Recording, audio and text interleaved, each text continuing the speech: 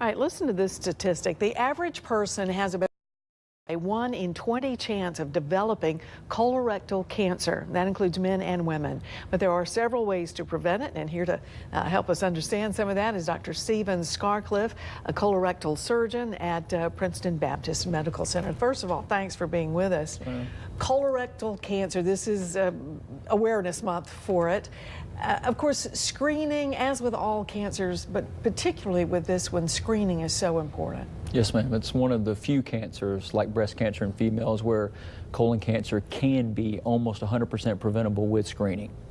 100% preventable? Almost. So, but without that screening, it can be deadly. For sure. For sure. Yes, ma'am. We see patients that sometimes just can't get screening for whatever reason. Maybe they were not asked to do it by their primary care provider, or just kind of were scared to get it done for the prep or what have you. And sometimes then they come and see us in the future regardless with bad things, right?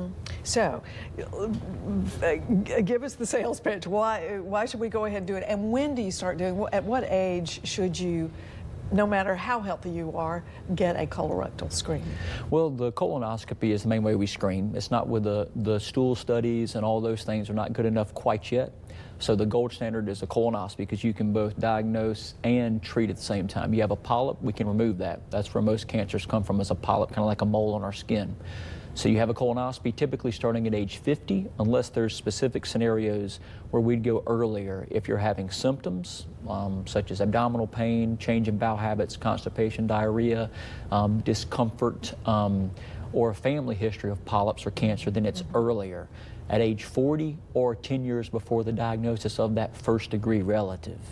Okay, so this is very important that you find out your family history, right? Yes, ma'am. Because those things really make a difference if you need to get that earlier screening. That's right.